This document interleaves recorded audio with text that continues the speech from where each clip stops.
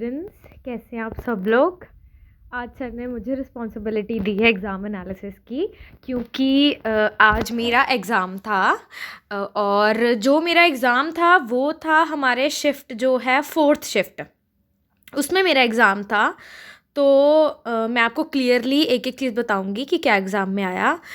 सबसे पहले तो देखिए, जैसे बच्चे कल बता रहे थे, मैंने काफ़ी कमेंट्स पढ़े जो बच्चों ने बता रखे थे कि 90 प्लस करके आए हैं काफ़ी बच्चे। तो उनको देख के ना बाकी बच्चे ऐसे दिमाग में एक मेंटालिटी बना रहे हैं कि हमें भी मैक्सिमम करके आने हैं अटैम्प्ट्स, और अगर वो इतने अटैम्प्ट्स करके आ रहे हैं तो कट ऑफ बहुत हाई जाएगी। देखिए, सबसे पहले तो जस्ट काम डाउन, ठीक है। कुछ भी दिमाग में ऐसी चीज़ें मत सोचिए, और ना ही इनफैक्ट मैं तो बोलूँगी ऐसे कमेंट्स भी ना ही पढ़िए। आप जब तक आपका एग्ज़ाम नहीं होता, आप अपने कमेंट्स ये जो भी अपने हैं ना, ये पढ़ना बंद कीजिए, क्योंकि जितना पढ़ोगे उतना पैनिक हो गया आप लोग, ठीक है। सबसे पहली बात और ये है, मैं क्लियरली बता दूं कि सारे के सारी जो शिफ्ट्स हैं और डेज़ के अकॉर्डिंगली डिफ़िकल्टी लेवल चेंज हो रहा है। देखो, कल जो बच्चे बोल रहे थे बहुत इजी है, बहुत इजी है, बहुत इजी है, आज मैंने एग्ज़ाम दिया है और मेरा लास्ट शिफ्ट का एग्ज़ाम था। मैं नहीं बोल सकती कि वो इजी था, मैं ये भी नहीं बोलूँगी कि वो डिफ़िकल्ट था। It was moderate. मॉडरेट कैसे, अब आगे बताती हूँ, मैं आप लोगों को सारा क्लियरली आपको एक्सप्लेन करूँगी कि क्या कैसे आया था। तो प्लीज़ आप अपना मतलब अपना बस प्रिपेयर कीजिए, प्रैक्टिस कीजिए, और ये मत देखिए कि कितने अटैम्प्ट करके, क्योंकि अटैम्प्ट्स मैटर नहीं करते हैं। मैटर जो करता है वो है हमारे मार्क्स। बच्चे जल्दी के मतलब ज़्यादा के चक्कर में ना मतलब जल्दबाजी कर देते हैं, कुछ गलत मार्क कराते हैं कि ज़्यादा अटैम्प्ट करने हैं, ज़्यादा अटैम्प्ट करने हैं, और वहीं पे हमारे मार्क्स कट जाते हैं। जैसे हमें पता है नेगेटिव मार्किंग भी है, तो प्लीज़ इतना मत सोचिए कि ज़्यादा से ज़्यादा अटैम्प्ट करने हैं। सोचो कि जितने भी अटैम्प्ट करने हैं वो सही होने चाहिए, एक्यूरेट होने चाहिए, ठीक है। आगे बढ़ते हैं हम लोग। तो देखो, सबसे पहले मैं बात करती हूँ हमारे जर्नल इंग्लिश के सेक्शन की। तो ये सेक्शन मैं बताऊँ ठीक था। जैसे फर्स्ट मैं बात करूँ, एक कॉम्प्रिहेंशन पैसेज हमारा आया हुआ था। वो कॉम्प्रिहेंशन पैसेज जो था फोर्थ शिफ्ट में वो था स्टोरी बेस्ड था, ठीक है। इसके ऊपर कोई मेरे को लगता है 8 से 10 क्वेश्चंस थे। इस स्टोरी इसके ऊपर 3 क्वेश्चन थे, जिसमें 2 में तो बताना था सिमिलर मीनिंग क्या है, वो वर्ड्स जो हमारे पैसेज के बीच में बोल्ड लेटर्स में लिखे होते हैं ना, तो उसमें बताना था। एक तो था लेफ्ट, वो उसका हमें अपोजिट बताना था। लेफ्ट, ये लेफ्ट राइट वाला लेफ्ट नहीं था, वो पैसेज में था कि वो छोड़कर चला गया। तो अगर वो छोड़कर चला गया, अगर लेफ्ट है तो उसका अपोजिट क्या होगा, वो ऑप्शंस में स्टेड था एक, ठीक है। तो ऐसे था। ऐसे ही 2 और थे जिनका सिमिलर मीनिंग बताना था, वो मुझे एग्जैक्ट याद नहीं है क्या थे। ठीक था पैसेज। और एक चीज़ जो थी मेरे को लगा कि थोड़ी सी कंफ्यूजिंग है, जो मैंने मार्क नहीं करी, वो था इसका आप क्या बता सकते हो कि इसका नाम, वो कहते हैं ना कि आप इसको क्या नेम दोगे पैसेज को। तो उसमें काफ़ी मतलब एक जैसे से थे, कनिंग था, किसी में वो था ग्रीडी था शायद, और एक में था जेंटल और काइंड हार्टेड लाइक। तो इस तरीके से तो मैंने मार्क नहीं किया, क्योंकि वो कंफ्यूजिंग होता है जब हमने नाम बताना होता है, हमें सारे लगते हैं कि सारे ही नाम एक जैसे हैं। अदरवाइज पैसेज ठीक था। आप इसमें से इजीली 7 से 8 क्वेश्चंस कर सकते थे, एक आध होगा जो आप छोड़ दोगे, लेकिन अदरवाइज इजी थे, ठीक था। उसके बाद मैं क्लोज टेस्ट की बात करूँ, जी क्लोज टेस्ट तो बहुत इजी आया था, बिल्कुल सिंपल था क्लोज टेस्ट। ये भी स्टोरी बेस्ड था, एक स्टोरी थी। और जो ऑप्शंस थे ना हमारे, ऑप्शंस में जैसे 5 ऑप्शंस होते हैं हमारे, तो ऑप्शंस में ना जो 4 ऑप्शंस थे वो तो टोटली डिफरेंट ही थे, मतलब अलग थे। वो एक ऑप्शन क्लियरली दिख रहा था कि यही होगा, इसी का यही आंसर है। तो मतलब ये जो हमारा था ये बहुत इजी आया हुआ था क्लोज टेस्ट, ठीक है। उसके बाद मैं बात करूँ पैराजंबल, नहीं, पैराजंबल हमारा नहीं आया, इसको काट देते हैं हम लोग। ईडियम्स एंड फ्रेजेस नहीं आए हैं हमारे, इसको भी हम काट देते हैं। फिल इन द ब्लैंक्स भी काट देते हैं, क्योंकि क्लोज टेस्ट हमारा आ चुका था। एरर स्पॉटिंग आया था, जी बिल्कुल। एरर स्पॉटिंग में पता है क्या था, देखो एरर स्पॉटिंग में हमारा आ रखा था कि हमारा जैसे एक सेंटेंस है, एक पर्टिकुलर सेंटेंस है, उसको 5 पार्ट्स में डिवाइड किया हुआ है, 1 2 3 4 5, ठीक है। 5th वाला तो था कि नो एरर, और बाकी पार्ट्स में था कि आप लोग देख के बताओ कि आपको कौन से में एरर लग रहा है। इसमें ठीक थे, ये 4-5 क्वेश्चन आ रखे थे इसके ऊपर। एक क्वेश्चन मेरे को डाउट हो रहा था, एक क्वेश्चन में कि उसमें लग रहा था कि एरर है भी, और लग रहा था कि नहीं भी एरर, ठीक है ये सारा। तो फिर अदरवाइज सारे आसान थे, बाकी तो ईजिली आप डिटेक्ट कर पा रहे थे। एक आधी था जो लग रहा था थोड़ा सा कन्फ्यूजिंग है, ठीक है। उसके बाद मैं बात करूँ पैरा कंप्लीशन, नहीं ये नहीं था पैरा कंप्लीशन। सेंटेंस कनेक्टर्स भी नहीं थे। हमारा जो आया था ना वो आया था मिसपेल्ट। जैसे जो हमारे वर्ड्स होते हैं ना, 5 क्वेश्चन उसके आ रखे थे।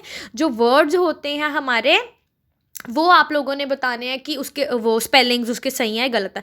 मैं आपको सीरियसली बताऊं, ये जो मिस स्पेल्ट वाला था ना, ये बड़ा कंफ्यूजिंग था। क्यों? क्योंकि 5 क्वेश्चंस इसके आ रखे थे और उनमें से 3 जो थे ना वो तो सही ही सारे ही सही थे। मैं बताऊं जो मीनिंग था, मीनिंग नहीं सॉरी, जो उसके स्पेलिंग्स थे वो तो सारे ही सही थे। फिर बात जाती है दूसरे, वो होता है ना कि या तो इसका अप्रोप्रिएट मीनिंग नहीं बन रहा है यहाँ पे लाइन में, या तो इसका वो स्पेलिंग गलत है। तो स्पेलिंग्स तो मेरे को सारे ही सही लग रहे थे उसके। दूसरी बात, जो उसका मीनिंग नहीं सही बैठ रहा, वो मीनिंग भी सही लग रहा था, सही बैठ रहा है। तो फिर उसमें कन्फ्यूजन हो रही थी, मैं सीरियसली बताऊँ तो, ये जो स्पेलिंग्स वाले में था इंग्लिश में। तो फिर मैंने इसके आई गेस 2 की करे हैं, 2-3, और बाकी मैंने इसको फिर मैंने चांस नहीं लिया। जो मेरे को 100% एक्यूरेसी थी मैंने वही मार्क किया। और हाँ, प्लीज़ आप लोग वही मार्क कीजिए जिसका आपको अंदर से लगता है कि बिल्कुल सही मार्क कर रहे हो, क्योंकि अदरवाइज़ कुछ और मार्क करोगे ना तो फिर फंस जाओगे। ठीक है। तो मिसलेनियस का क्या आया हुआ था हमारा? हाँ 3 थे, ये टिपिकल था। ये मोस्टली बच्चों ने मार्क नहीं किया, बच्चे छोड़कर ही आए हैं। क्या था ये 3 हमारे? क्या थे? ऐसे आ रखे थे कि एक वर्ड था, जैसे डेल्ट एक वर्ड है, उसके ऊपर 3 सेंटेंसेस है। बताओ कौन से इन तीनों में से सेंटेंसेस में ये जो मीनिंग है डेल्ट का वो प्रॉपर यूज़ हुआ है? एक डेल्ट था, एक रन था, और एक कुछ और था वर्ड, मेरे को याद नहीं है।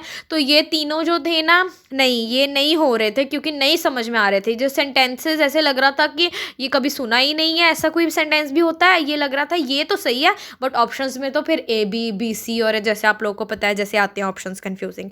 तो ये बच्चे छोड़कर आए हैं, बाकी तो ठीक था। तो मैं इसमें बताऊंगी कि अगर आप 23 से लेकर 25 तक अगर अटैम्प्ट, 20 भी कह सकती हूँ मैं, अगर 100% एक्यूरेसी, अच्छी एक्यूरेसी से, अगर एक आध का है तुक्का तो ठीक है चल जाएगा। 23 से 25 तक करके आ रहे हो तो अच्छा है, अच्छे अटैम्प्ट्स हैं इसके। ठीक है, आगे बढ़ते हैं।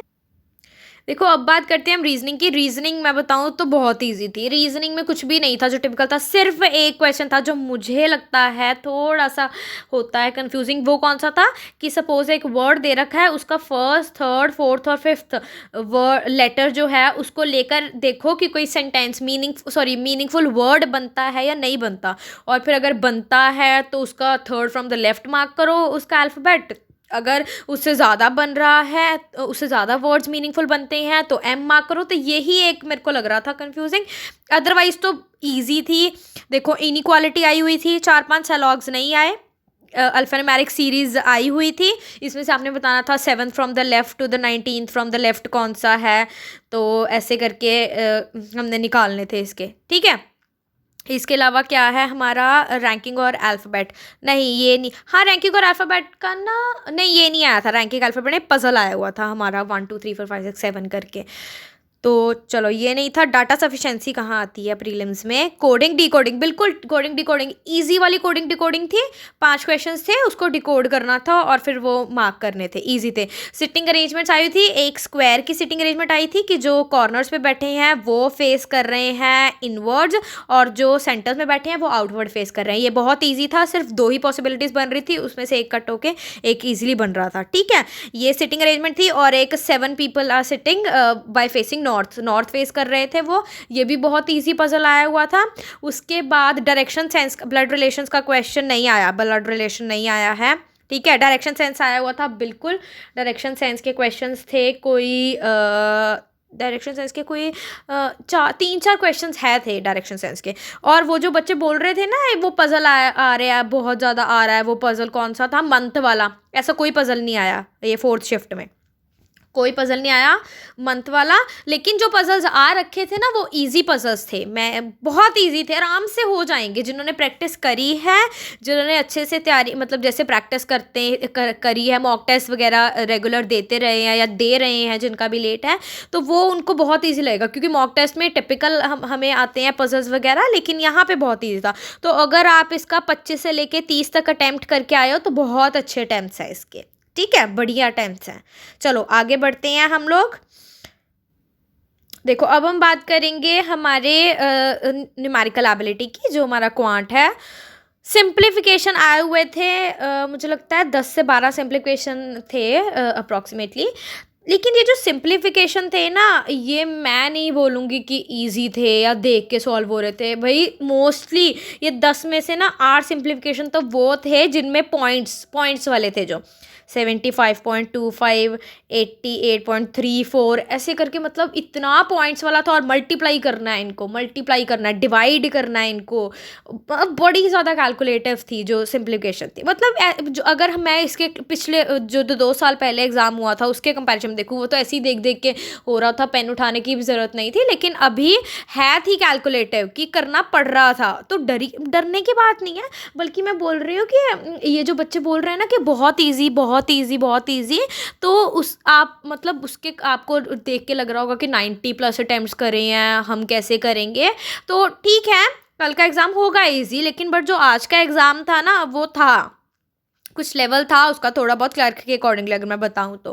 क्योंकि सिंप्लीफिकेशन सारी मोस्टली पॉइंट्स वाली थी, डिवाइड करने वाली थी, ठीक है। रूट वगैरह की तो एक ही थी, आसान थी रूट वाली तो। लेकिन ये मल्टीप्लिकेशंस जो थी ना, वो कैलकुलेटिव थी। अप्रॉक्सीमेशन कोई नहीं आया, नंबर सीरीज आई थी, रॉन्ग नंबर सीरीज आई थी। ध्यान से सुनना, रॉन्ग नंबर सीरीज आई थी। बट हाँ, अगर मैं कहूँ कि जब हम फर्स्ट टाइम, जैसे हम लोग समटाइम्स हो जाता है कि पहली बार में नहीं समझ में आता, लेकिन अगर आप उसको एक बार छोड़ के दूसरी बार दोबारा अगर सॉल्व करोगे ना, तो आपको समझ में आ जाएगा कि इसका क्या पैटर्न है। कोई बहुत टिपिकल नहीं था, कोई एक आध था फंसने वाला, हल्का सा लग रहा था कि ये क्या है। पॉइंट वाली भी आई हुई थी रॉन्ग नंबर सीरीज, जैसे 3.3, 4.4 ऐसे करके कुछ इस तरीके से, ठीक है। नंबर सीरीज तो रॉन्ग नंबर सीरीज आई थी, मिसिंग नंबर सीरीज नहीं आई थी। बट ठीक था, लेवल डिफिकल्ट नहीं था, एक आधी था जो होगा थोड़ा बहुत। क्वाड्रेटिक इक्वेशंस नहीं आई थी।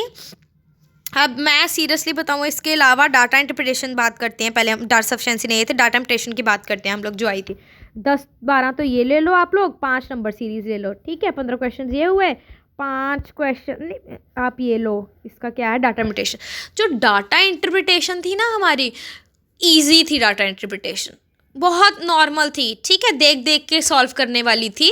उसमें जैसे 5 क्वेश्चंस आते हैं ना, देखो 3 क्वेश्चंस तो ईजी थे, ठीक थे।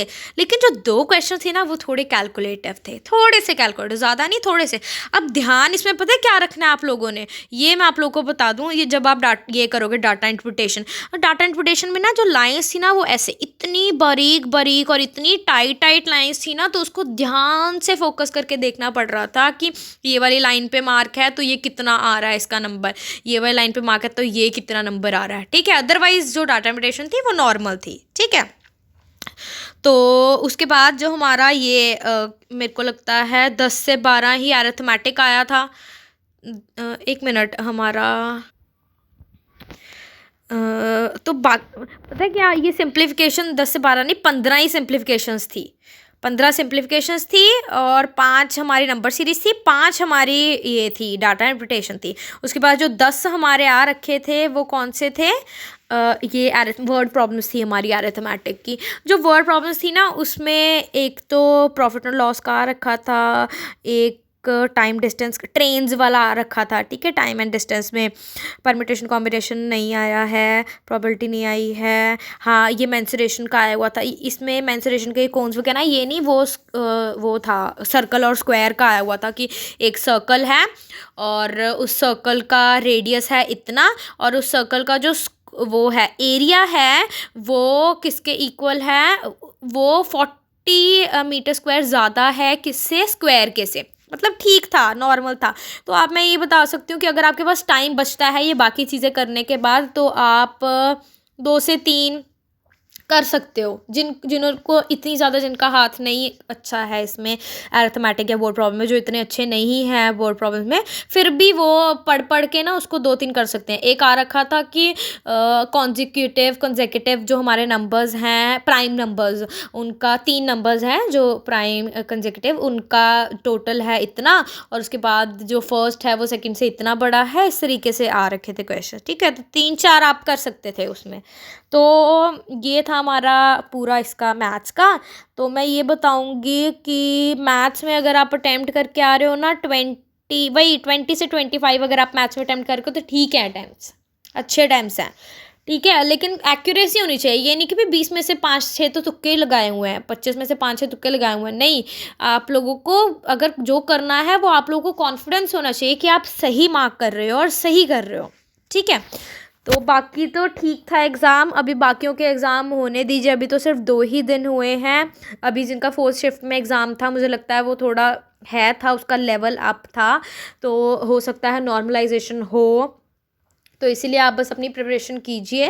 पैटर्न थोड़ा थोड़ा बदल रहा है, बहुत ज़्यादा चेंज नहीं हो रहा। देखो रीजनिंग का तो वही था, एक आध चीज़ें ही थी जो थोड़ी बहुत बदली हैं, लेकिन बट जैसे ये रॉन्ग नंबर सीरीज़ भी आ रही हैं और थोड़ी सी कैलकुलेटिव है सिंप्लीफिकेशन, तो ठीक है, कोई बात नहीं, अभी आगे आगे देखते हैं जिनका बाकी एग्ज़ाम होता है। बट अगर आप ये 4th शिफ्ट में इतने अटैम्प्ट्स करके आए हो तो वो अच्छे अटैम्प्ट्स हैं, ठीक है। बाकी all the very best, hope for the best.